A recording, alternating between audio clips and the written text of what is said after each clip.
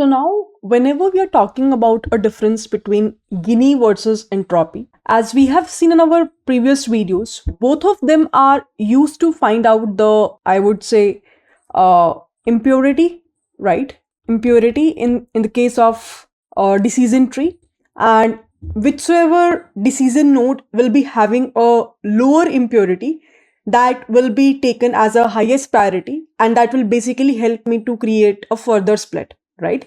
This is what we have understood in our previous session. So now if I'll talk about the difference between these two impurity measures, one of the most important difference which you must have observed is that when we're trying to calculate the entropy for the very first part, the formula would be minus of P of I log of P of I, summation of I equals to 1 to C, where C indicates the number of classes you are dealing with as a target labeled. Similarly, we have seen that if let's say we want to evaluate the Gini part, in that case, the formula gets changed to 1 minus summation of, again, the value of I or J is equals to 1 to C, P of J square.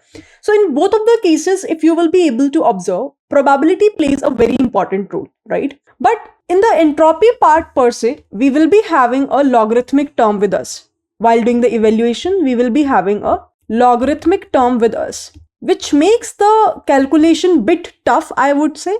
So in terms of doing the calculation, it is, I would say, computationally expensive task as comparable to when we are talking about the Gini part, Gini index part. Okay. So when we're talking about entropy, because just for the logarithmic basis, that's why the computational expensiveness will increase. And that's why you will observe that Gini will be a part of default measure whenever you will refer the documentation of a decision tree, right? Because as if you will, you can easily understand that when you're working in companies, when you're working in industries, or when you're working with the real-time data, at that point of time, definitely our size of our data is very, very huge. So definitely when we are dealing with a huge amount of data, we also want that, the computational part will be a bit easier. We will be able to easily train our model and get our predictions right? So in that scenario, definitely going for the Gini is bit, easier as comparable to going for the entropy part per se. Let's move ahead and understand the other difference between this Gini and entropy part. Now here you can understand that when we're trying to talk about the, formula for the Gini part per se, and when we try to evaluate that, here what you have understood that if let's say our sample is highest pure, there are two cases which can happen. So we will try to discuss that when the sample is highest pure, what is the scenario that time? When the sample is highest impure, what is the scenario at that time? Okay. So when I'm saying when my sample is highest pure sample is highest pure. So in that case, what will happen? In that case, it's very simple to understand that at the point of the leaf node, so what usually happens, we have a decision nodes available with us in a decision tree. And as I told you in the very first session itself, that when you're approaching towards the very last node, which we are calling it as a leaf node, right? Leaf node. So in that case, you will be able to get the final results, which is either yes or no. If you're not getting that final result and you are not sure that whether the output will be yes or no, it means that you're not reaching to a point where the result is highest pure sample, right? So let's say I'm getting the final result as either yes or no, and all these are my decision nodes, which is basically helping me to make the judgment, right? This is also, let's say, a decision node. This is also, let's say, a leaf node, where we will be having a result as either yes or no, or maybe our model itself is confused and maybe it is not even a pure sample as of now, and maybe the further splits can happen. So any of the cases, as of now, I am considering for the Gini part that when the sample is highest pure, in that case, what will happen? In that case, can I say that the probability of one class will be, for example, let's say I'm saying for this specific case, the probability of yes is completely 1 and the probability of no is completely 0. That is where you will say that my sample is highest pure. I hope it makes sense, right? That is the only scenario where you will say that my sample is highest pure. You don't have any confusion. Purity is there. So in that case, if you will try to evaluate the value of Gini, so the formula would be 1 minus summation of I equals to 1 to the number of classes we have, P of I square. So what is the probability of yes? It is 1. What is the probability of no? It is 0. So 1 square is 1. So if you will try to evaluate this, you will be able to get the answer as 0. So always remember, whenever you will be having a highest pure sample and you will try to evaluate the Gini of that, Gini index of that, you will get the value as 0, which indicates that this is the minimum value which any Gini index holds. This is the minimum value which any Gini index holds, that is 0. Okay, so now in this specific case we will be having a value as 0. So that's why when you're starting your journey, you will be able to observe in my Gini impurity part per se, this is the 0 is something which is the lowest point. Now what is the highest point? This is the 0 is the lowest point, right, in the Gini part. And if you will just see the plotting part in the Gini impurity, the maximum impure sample can reach until 0.5. Another important difference. While in entropy, we are looking into this in the graph is 1. Let's see that. Highest impure sample, that is the another case, which is the worst case scenario. So we will be having a sample and I am saying that this is highest impure. Let's try to understand the literal meaning of this. What is the meaning of when we are saying that our sample is highest impure? It means that our model is very confused that whether the result will be yes or no, right? In that case, can I say that the probability of yes and the probability of no both are 50-50, means 1/2, 1/2? That is where my model is confused, right? This is where my model is very much certain, right, that yes is there, right, and no will not be there. In this case, it means that my model is highly confused because both of them are having an equal chance to come up. So answer could be either yes or no. So in this case, if you will try to again evaluate the value of a Gini index by using the formula of 1 minus summation of I equals to 1 to C P of I square. So what is the answer you will be able to get? It will be 1 minus, what is the probability of yes? 1/2 whole square minus, what is the probability of no? Again 1/2 whole square. So the answer which will come out to be in this case will be certain. It will be 1 minus 1/4 minus 1/4, which will be 1 minus 2/4, which will be 1/2. So the answer will come out to be 0.5 in this case. So what you have observed here, that when we are trying to evaluate the worst case scenario, so this is something which I would say in my decision tree as a worst case, where my sample is or my model is highly confused. I should not say sample also. I should say that at the leaf node itself, my model is highly confused because of the equivalent probability of both of the classes. And this is the best case scenario where my model is not at all confused and it can easily make judgment that whether the answer or the prediction could be yes or no, right? So that is the major reason why you can see that in this case, the value is maximum in the Gini impurity case is 0.5. Now, why in the entropy part it is 1? That is again another question which might be you are having in your head. So let's try to understand that part as well. So I hope that until so far, the Gini part is clear to everyone. Now the same scenario you have to evaluate for the entropy part as well. So when you are trying to evaluate the entropy, right? So in that case, what will happen? Again, when we're talking about a best case, which is a highest purity, right? In that case, same thing will happen. What is the same thing?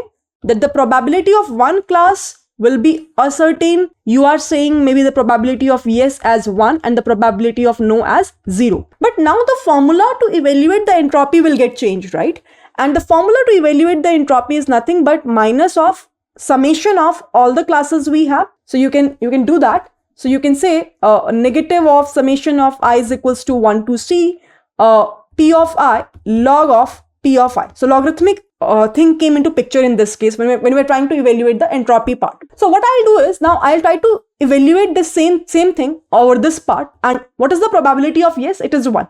What is the probability of 0? No, it is 0, right? When you're trying to multiply anything with 0, answer will be 0 only. So let's only focus on minus 1 log of P of yes is again 1 base 2. So you know that the logarithmic of 1 base 2 is 0. So the answer will come out to be 0. It means again, when your sample is highest pure, in that case, the entropy comes down to 0. It means whether we are talking about Gini or we are talking about entropy, in both the scenarios, our minimum value is 0 only. Now, let's try to focus on the other case which we call as a worst case, right? Where our sample is highest impure. Our sample is highest impure. So in that case, what will happen? You will say that the probability of having yes and the probability of having no, both are almost same. That is where my model is highly confused and it won't be able to understand that, what should I predict, whether I will predict yes or no. So randomly it is giving me the prediction because of the confusion.